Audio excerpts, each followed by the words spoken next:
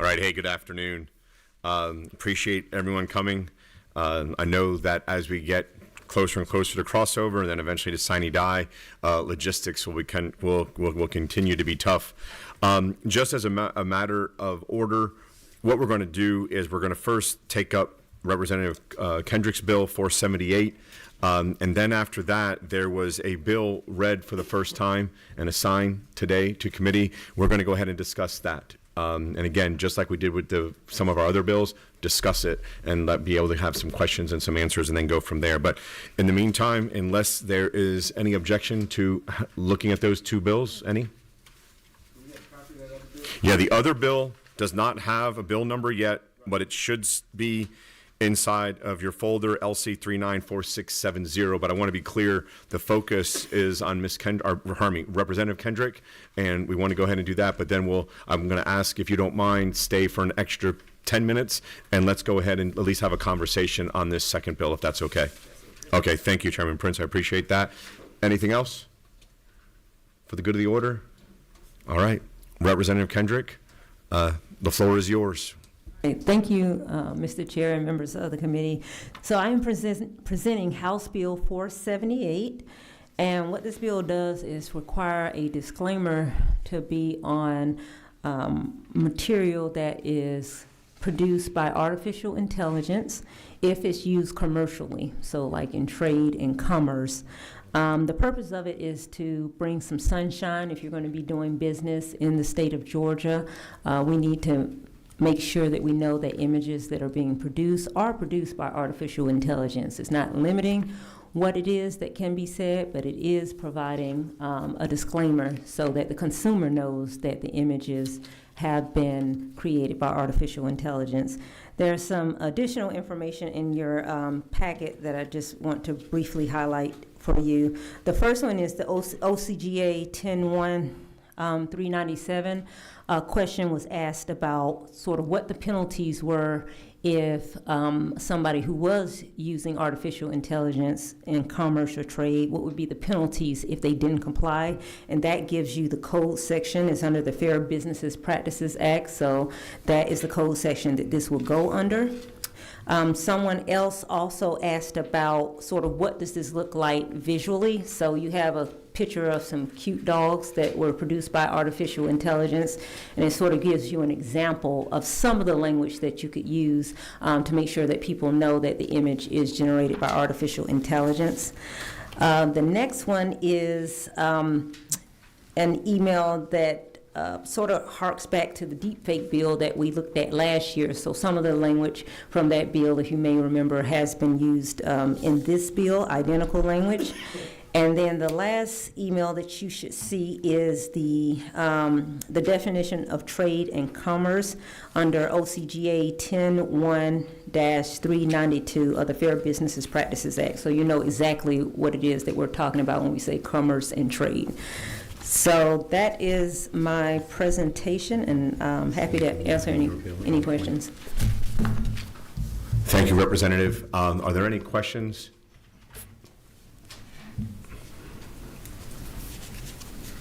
We do have a question. Representative Medina. At the appropriate time, I'd like to move a motion. I'd like to get through questions first, if that's okay. Thank you. Any other questions? I'll start asking some if that's okay. Okay. Oh, here we go. Representative Barnes. Thank you for bringing this, Rep. And thank you, Mr. Chairman, for letting me talk. Is this just for pictures, pretty much? We're labeling pictures that are created by AI? Well, not only pictures. So if you look on line 12, it means video recording, video file, auto recording. It has a definition of it, so it's not just still files. It can be video as well. All right, thank you.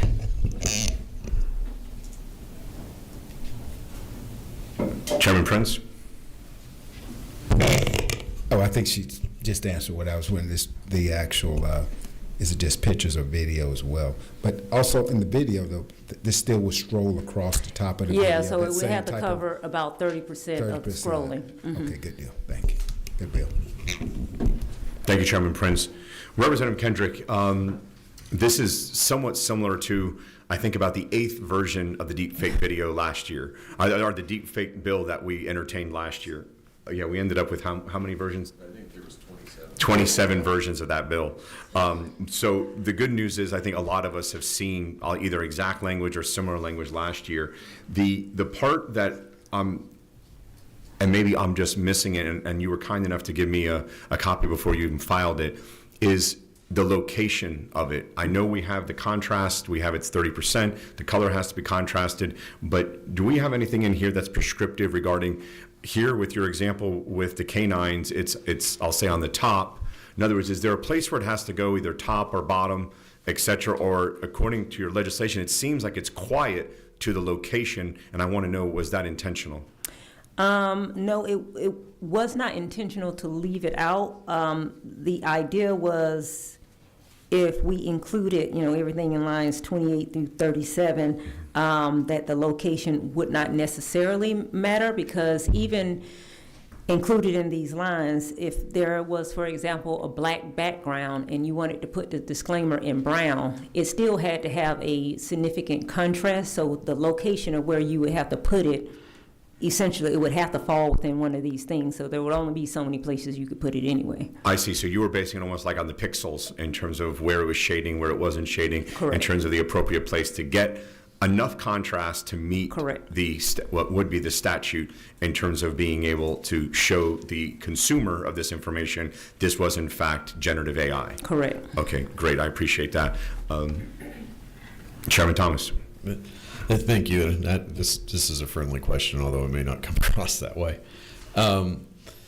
So as I've been out and around, and I've given multiple conversation speeches and round tables on this topic, one of the things that I talked a lot about was, I'd use this Waffle House coffee commercial because our topic, and what I would discuss is, I'd say, well, who likes Waffle House coffee, right? And I would talk about, is making that Waffle House coffee look like the perfect Waffle House coffee really cause any harm to anybody? And I think that for the most part, the answer is really no. And so that kind of kicked off a whole layer of conversation that we had, then being that at what level do you really have to start mandating business say what is being used for artificial intelligence? I can make a cup of coffee from Waffle House look beautiful from, nothing more than some Photoshop, right? Mm-hmm. And I know the premise of the bill, but I do get a little concerned about taking it to such a non-impact level, which is kind of what we talked about a lot. And heaven forbid I say we're going to a European model, but the European model kind of has the level of impact to either the consumer or the citizen, and starts to rank those, and then just determines at what point do you actually get to the requiring it. My understanding from this bill is this is just carte blanche. Everybody needs to use this disclaimer and technology on their images. Well, this is only for commercial and trade use. So Okay. for those of you that have, had the pleasure of going through law school, you know that under our legal jurisprudence, we just have businesses at a higher level as far as what they need to do and provide to the public. So this is only for commercial use. So if you make an AI image and you share it, with someone else, so long as it doesn't fall within the definition of commerce and trade under the Fair Business Practices Act, you wouldn't have to have the disclaimer. And additionally, everybody perceives images differently. So while it might not matter to you that a Waffle House coffee cup is sort of innocuous, for somebody else, for whatever reason, it might. And again, this is just sunshine. It just says, hey, the disclaimer is there. Do with it what you want to, but we want you to at least be equipped with that information to make whatever decision you want to about it. May I have a follow-up? Please. So would you say that the Waffle House cup of coffee falls underneath this requirement for disclosure that you have here? If they're using it as commerce and trade, like in an advertisement or something like that, then yes. Okay. And the other problem is now Photoshop has got AI integrated into it. So, and that's this. I'm with you. I've had to walk this slippery slope I don't know how many times, but there are some stuff that there's some items that came up through those discussions over the last couple of years, and I know you've been a part of them as well. I do get a little nervous about mandating this on small business or businesses, because some of this, it's so nebulous as to if the AI is being used. I'd love to see maybe we can do a little bit of improvements on making sure that we're really targeting maybe the people that. I think about like healthcare commercials. Sorry, I don't mean to ramble on here, but I think like drug commercials, or these things where maybe it has some influence and it maybe affect their health or welfare. I do get a little nervous about just putting it on any commerce, just because like I said, it's just so much gray area there on if the AIs, and I worked with you to help put this definition of AI together, so it's a good definition, but things are kind of, I guess, melding together more than they used to. So that's all I have to say. Thank you, Mr. Chair, and thank you for bringing the bill, and thank you for the conversation. Thank you, Secretary Earhart. Thank you so much. I do appreciate the spirit of the bill for sure, and from a sort of a consumer protection standpoint. But just to sort of piggyback on what Representative Thomas was saying, Chairman Thomas was saying, long before AI, we had our own version of AI. It just wasn't called AI. So my life before I was a legislator, I was a cookbook author, and we used to do an extensive amount of food photography. And back then we called AI hairspray. Believe it or not. I mean, the things you could do to food to make them look gorgeous for the camera and appetizing, you'd be shocked. And it was all really for the purpose of putting that food in its very best light and make it look as appetizing as possible. So I wonder, we call it by a different name. The objective is the same here. Certainly in the commercial world, in the world of commerce, folks are trying to make their products look as good as possible. So it's a slippery slope. I don't know. I mean, people who sell products that are engaged in commercial trade have been doing all sorts of things for many years, long before AI, to sort of make those products look great for the camera. So I do appreciate the spirit, and I'd love to delve more into it. Thank you. Thank you, Chairman Thomas. So, and I again agree with. Representative Earhart, Secretary Earhart, that I would love to see this on elections videos. As everybody knows, I worked really hard. I couldn't quite get that across the line. And I think this is something that I think there's some really good places that need this type of disclaimer. I'd like to take it maybe to a little bit of a higher level, just to make sure we're not catching small businesses in this. So that's, again, I was just going, I think there is a place for what you're doing, and I do know what the spirit of what you're trying to do, and I do agree that I think it's in the right direction. So I just want to clarify that. Thank you. Thank you, Secretary Earhart. A little follow-up, just considering that Chairman Thomas mentioned elections, and I don't know if anybody heard it, Mr. Chairman, if I may just kind of share a little event that happened at our mass precinct meeting last weekend in Cobb County. I was not in attendance at this particular meeting, but it's been sort of the talk of Cobb amongst members of my party, and that was that there were two individuals running against each other for the county GOP chair. And suddenly up on the screen, they're both giving their speeches, suddenly up on this massive screen, large gathering of people, appears our president, who appears to be endorsing one of the candidates by name.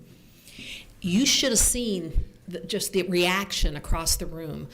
Wow, the president is weighing in on the Cobb GOP chairman, And the other person who was running for that position was immediately deflated. And from what I'm told from folks that were there, he said, well, I just need to get out. There's no way I can win with the president. Nobody in that room realized, probably, if Todd Jones had been here, he would have probably realized it, even was aware that it was an AI-generated video.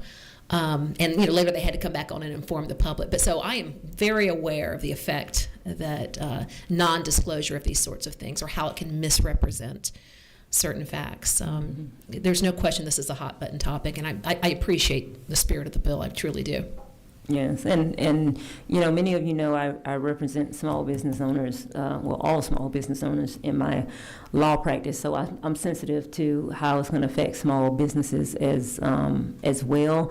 That's why I was, I didn't try to do too much with this bill. I was hoping that just, having a cut and paste disclaimer that you could put on stuff would be easy enough, just so we can make sure that the public at least knows that the images that we have floating around, and they are getting more and more sophisticated each and every day. And so that's, sort of my worry too, is the lines between reality and artificial intelligence are getting blurred more and more each day. Yeah, we had a lot of elderly exploitation during the election. False Donald Trump. I don't know about Vice President Harris, but I know with Donald Trump, there was several, I'll say, fundraising videos sent out that made the elderly believe that Donald Trump was asking them personally for donations, and clearly we can't have that. But to Chairman Thomas's point, we didn't get the elections bill across the line, and hopefully we will very soon. Chairman Thomas, I think, has now become your favorite person, so hold on just one second. I will sit and talk about it with you. I have run this whole gambit.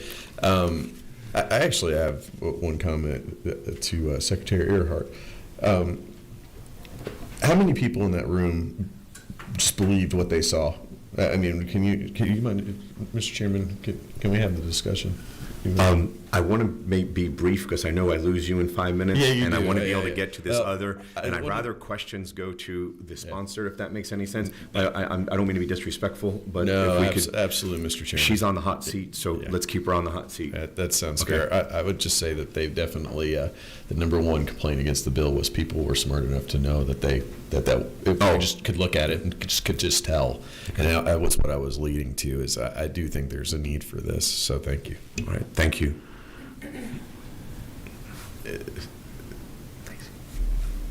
Representative Evans? Thank you, Mr. Chairman. Have we exhausted the questions on Representative Kendrick's bill? I know I still have two. I'm trying to be cordial and let the committee ask before I ask mine, but I just have two that I believe will be relatively short.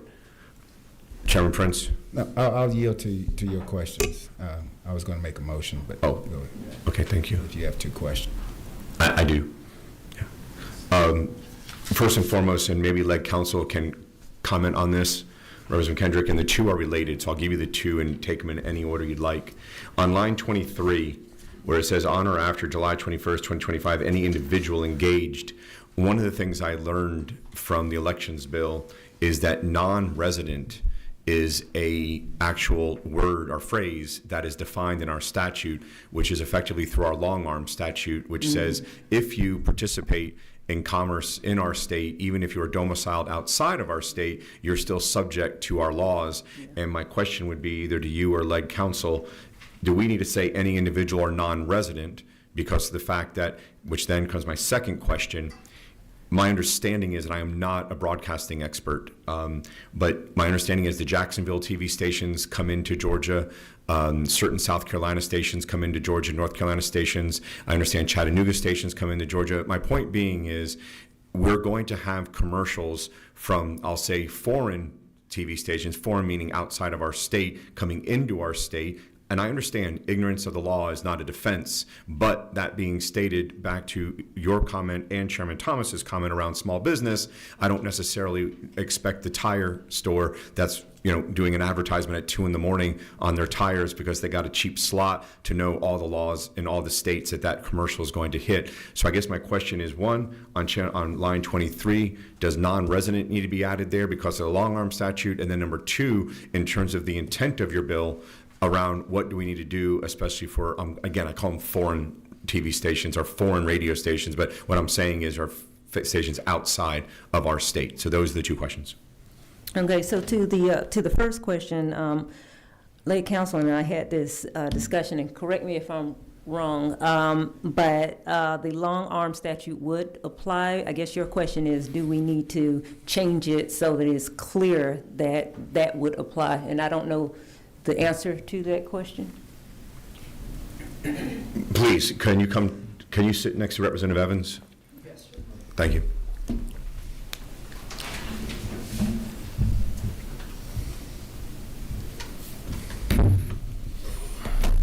You're on. Thank you, Chairman. Ali Rod, Office of Legislative Counsel. I concur with what Representative Kendrick said, and I appreciate the chairman's concerns, which is that I think to ensure that there's maximum clarity in terms of what we're communicating, what's being communicated to the public, especially people out of state, it could certainly be added. I don't think that would be too much. But as to the question of whether or not the bill as drafted already covers out-of-state actors, I'd have to get back to you on that. My suspicion is that it does, but it couldn't hurt to add a phrase for greater clarity. Okay, I appreciate your feedback, and when I see Representative Evans nod yes, it gives me confidence because she's been on our Judiciary Committee for, a significant number of years. Representative Evans? Thank you, Mr. Chairman. Sorry, I must have been nodding in the wrong direction. Because, I don't see any, an individual includes a non-resident, and I think if we write individual and non-resident, we're creating more confusion, and also since we don't usually do that anywhere else in the code, the courts are going to be trying to figure out why these other statutes don't include non-residents when they do. So I would definitely caution against changing that word. And I think Representative Kendrick, as a learned attorney, has, along with learned legislative counsel, has given us a great bill. And I understand the chairman still asks questions, but I think a lot of us are ready to make motions. I understood. Let me just get the one more. In terms of the out-of-state, that's it in my mind. Is the concern. I don't believe a defense of what you're doing is not ignorance of the law, and I understand that. They forced me to law school for 2 years and 4 months and made me take the bar, so I needed to remember all of that. But at the end of the day, how do you feel about that? How do I feel about using foreign Just companies? the fact that there's going to be, and again, I'm using foreign generally speaking. I don't really mean foreign outside of our country, but outside of our state. There's going to be, quote, foreign commercials, both TV and radio, that come into our state, and that would be subject to this. And my concern is just the small businesses. It's not the large businesses. Chick-fil-A will know that, but I don't know if Brad Thomas Tire is going to know that. Correct. If you look at OCGA, the penalty provision, this falls under the jurisdiction of the Attorney General. So the Attorney General has some discretion, if you look under the code, to issue them like a cease and desist order or to give them some type of warning before there's sort of heightened action. Mm-hmm. So I'm hopeful that if a small business does come in and they do something, they get a notice from the AG that says, hey, you need to put a disclaimer on it, and that fixes that issue. Mm-hmm. But, I'm sensitive to small businesses and what they need to do, but trying to find that balance, as everybody said, is really my objective. Okay, thank you, Representative Kendrick. Let me wait. Lake Council, did you want to speak? Oh, I'm sorry. I thought you had turned it back on. Oh no. No. Okay, we're good. Okay, great. No worries. This is our posture right now, and I don't want to disappoint anybody.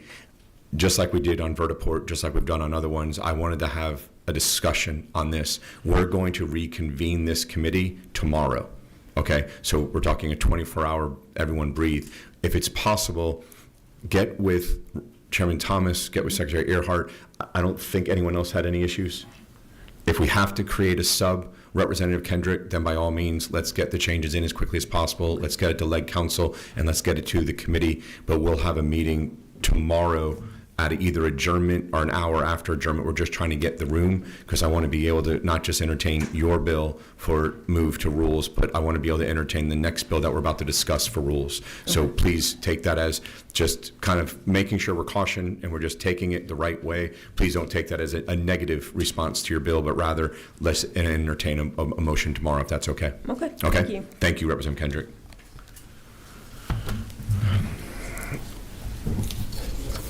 Everybody, if I could turn your attention real quick to LC 394670. I've asked the Ray to come here, and Miss Allie Kelly, if you don't mind, Miss Kelly, could you come? I know it's a little unorthodox for you to sit at the table without a representative, but if you could do that, I would appreciate it. What I want to be able to share with the committee is, if you recall, if you were on the committee 2 years ago, we did the EV charging bill, and the EV charging bill was effectively a bill that was by Chairman Jaspers and Majority Leader Gooch. And long story short, that provided for an excise tax on EV charging. Then it also provided for the Department of Agriculture to oversee, to make sure a kilowatt hour was actually delivered when we were charging a kilowatt hour. At the end of the day, an unintended consequence was that we caught the ray inside of that excise tax. And I'll let Ms. Kelly speak to the ray, but effectively what the bill does is lines 13 through 17, it exempts from the excise tax a 501c3 organization who does not charge for the charging and is on a federal right-of-way will be exempt from the excise tax. Chairman Jaspers was very clear in his expectations, and I appreciate that clarity from him. He said, I don't want to open up Pandora's box and create a number of exemptions, because we want to be able to make sure our fuel tax stays where it's at in order to fund our roads and our bridges.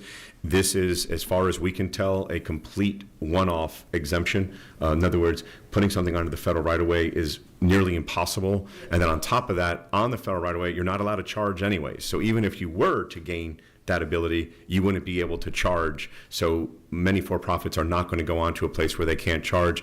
This is the complete use of donor money from the ray. Ms. Kelly, could you please, in 60 seconds or less, give the committee an understanding about what the ray is and what you do? Yes, Mr. Chairman, thank you so much for the opportunity to speak to this committee. My name's Allie Kelly. I'm the executive director of a 501c3 tax-exempt nonprofit organization that has been headquartered here in Georgia for over 10 years now. We do operate nationally now. We operate in public-private philanthropic partnerships with more than 60 agencies across the country and 30 states across transportation modes. But our origin is here in Georgia, where we've been partnering with the Georgia DOT and the Federal Highways Administration for the last decade to bring advanced transportation projects and infrastructure advancements to a stretch of Interstate 85, which this body named as a memorial highway to the former CEO and founder of Interface Carpet Company, Ray C. Anderson. We've brought 14 projects in 10 years to that stretch of highway, and the value proposition of the nonprofit is by the experience and the expertise that we gain to work with other state DOTs, local governments, seaports, airports, tollways, and turnpikes to repeat those projects. So we actually enable Georgia to do first things first here, and then to scale those projects and have a national impact. Our very first project was in 2015 with Georgia DOT. It occurred at a rest area on I-85, which is the federal interstate right-of-way. We installed the first ever highway charging station in the state of Georgia. That station has power from a solar array. So it was the first solar-powered EV charging station on the interstate in the entire country. Federal law prohibits commercial transactions on interstate rights of way. So that charging station has always been offered free of charge as a result of federal law. We provide that charging station out of our own philanthropy, which is from traditional family offices, corporate philanthropy. We also have a fee-for-service program, and we receive non-EV related federal funding from the U.S. Department of Transportation and the Department of Energy. No federal money has ever been attached to this EV charging station. It is from our donations and contributions. And as the chairman pointed out, we have no way of passing on the tax to the users of the charging station, which means that nonprofit philanthropy is going to have to pay the tax on the kilowatt hours distributed by the charging station. 10 seconds. Sorry. Please explain. No, that was great. Please explain that you did not put in, I'll say, the inexpensive level 1 charger. Please explain the type of charger you did, which ensures that Georgians and people visiting Georgia are getting high-speed charging. Can you explain that real quick, please? Yes, sir. With each of our projects, we seek to provide the best in technology for the state of Georgia and for GDOT. So 10 years ago, we offered the first high-powered charging station on the interstate system. We then upgraded that technology in 2020, and so it is a 175 kW charging station, which means that it's very appropriate for highway travel, but it also dispenses a lot of kilowatt hours in a very short period of time, typically at the beginning of a charge. charge, depending upon the charge level of the vehicle that arrives to use the charging station. Thank you, Ms. Kelly. Any questions from the committee? Ms. Barnes? Thank you for coming. I admire the Ray. I'm excited every time I ride down there and then someone's with me and I'm explaining like, yo, this is innovation right here.